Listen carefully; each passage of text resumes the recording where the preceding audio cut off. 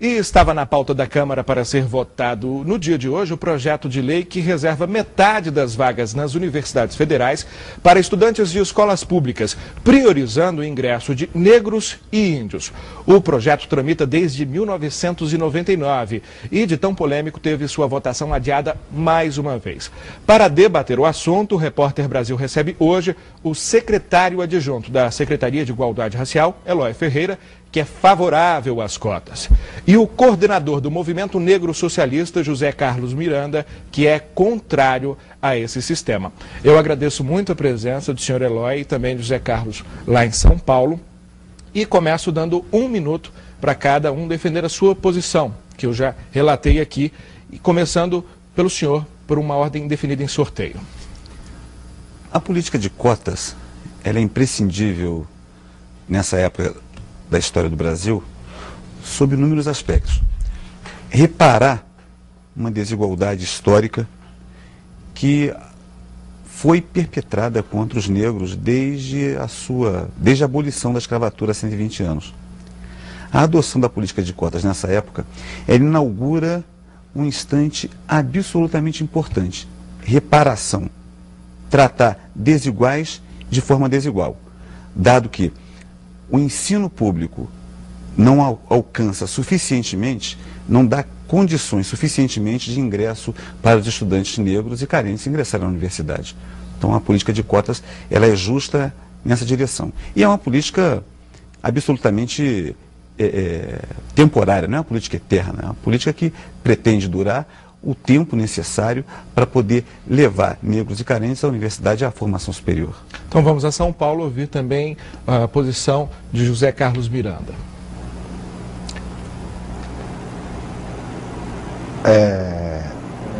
A questão fundamental dessas políticas e do projeto que felizmente para o povo brasileiro não foi aprovado hoje, é que ele passa uma fronteira nas escolas e na juventude, nas escolas da periferia desse país, opondo jovens e adolescentes que são do mesmo meio econômico e social, opondo um ao outro em detrimento da cor da sua pele, pois a política de cotas não investe recursos para melhorar o ensino público fundamental e médio das escolas das periferias que estão devastadas nesse país, e esse é o verdadeiro problema, porque esses jovens não têm acesso à universidade e ao mesmo tempo opõem, colocando esses jovens e adolescentes um ao outro no seu mesmo meio econômico e social.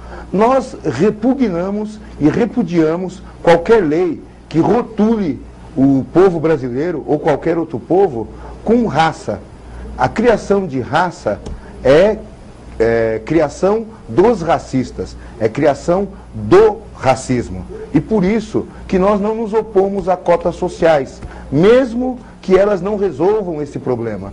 Mas nós nos opomos a uma política que as cotas raciais para as universidades, elas são só a ponta do iceberg para a racialização das relações sociais na sociedade brasileira e apagar o fogo com gasolina do racismo que existe no Brasil. Bom, vamos ao Rio de Janeiro, onde a Luciana Barreto tem uma pergunta. Oi, boa noite. Eu tenho uma pergunta para o Eloy Ferreira. A maioria dos negros no Brasil vive em condição de pobreza, com maior taxa de homicídio, maior número de analfabetos, salários menores, enfim. O sistema de cotas é suficiente para mudar toda essa situação ou nós temos que discutir outros caminhos também? Bem, objetivamente o sistema de cotas é insuficiente para poder alcançar a igualdade racial e igualdade social no nosso país. A política de cotas, ela com certeza é um elemento absolutamente importante nessa direção. E é curioso observar que a história do nosso país é uma história de cotas, inúmeras cotas, inclusive para a universidade pública. As universidades de ciências agrárias, elas experimentaram cotas para poder receber 50% das vagas dos cursos de agrárias era para estudantes filhos de proprietários rurais.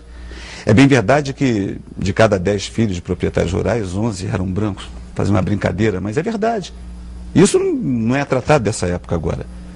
E é um equívoco tratar isso. E falar de racismo é um outro equívoco. O que seria o racismo se não seria a superação, uma raça se considerar superior à outra? E não é isso que está em debate. O que está em debate é uma política de reparação. Ignorar isso é tapar o sol com a peneira.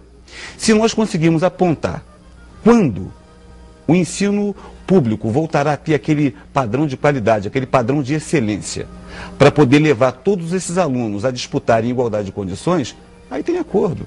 Enquanto não tem essa possibilidade, é imprescindível para o povo brasileiro reescrever a sua história. Não ter vergonha, não ter vergonha do seu cabelo, da cor da sua pele. É preciso tratar esse problema e o presidente Lula está tratando esse problema. E sob o ponto de vista do que é pouco, do que é suficiente, é importante notar um aspecto também.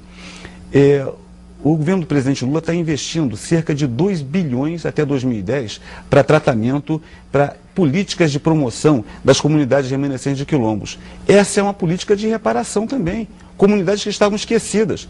E para a juventude negra, juventude carente, que está nas periferias e precisa ter acesso à universidade, a política de cotas busca alcançar essa possibilidade. Ignorar isso é ignorar a realidade, é querer tergiversar sobre o real. Perfeito. Agora vamos a São Paulo, onde também há uma pergunta da Ana Luísa Médici.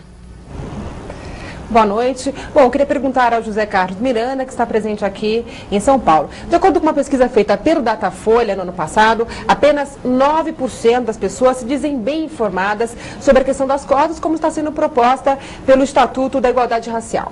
O que é preciso fazer para que a sociedade fique mais bem informada e possa debater sobre esse assunto? Bom, Ana e telespectadores, a primeira questão que revela essa pesquisa da Folha de São Paulo é que a imensa esmagadora maioria da população que será afetada por essas leis as desconhece. Então, em primeiro lugar, na mídia, é fundamental que se abra essa discussão e que se abra com toda a sociedade a partir principalmente das escolas.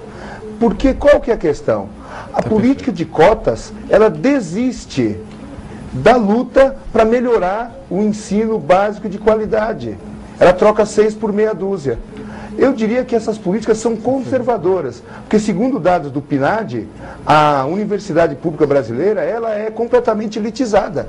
Ou seja, os jovens que conseguem ter acesso são jovens que têm sempre renda de classe média, renda acima de 3 salários mínimos, que não são considerados mais pobres. Portanto, mesmo quem vai entrar na universidade, os negros que essa política se propõe a atender, serão, dentre os pobres, os mais ricos, os que melhor estudaram. Portanto, é uma política que não exclui. E acaba sendo que a cota é boa para quem ganha a cota, e não para resolver nem o problema do racismo, porque o racismo é o caveirão no Rio de Janeiro. O racismo é quando um negro é trocado e perde seu emprego porque ele não é tão bonitinho. O racismo é quando tem as piadinhas que quebram a autoestima da pessoa, dela não se gostar do jeito que ela é. Essas são as políticas para combater o racismo. E a outra coisa, políticas de inclusão, nós temos que finalmente investir mais recursos, Ana. Ok, José, obrigada. Vamos voltar ao Rio de Janeiro com o Lincoln. O debate precisa ser aprofundado de fato. Nós fizemos a nossa parte aqui em Brasília, no Rio de Janeiro e em São Paulo. A TV Brasil fez a sua parte. Infelizmente o tempo é curto, mas a gente espera que a sociedade parta de momentos como esse para se aprofundar e debater mais esse tema. E eu agradeço muito a presença tanto do senhor como do Zé Carlos Miranda lá em São Paulo. Muito obrigado.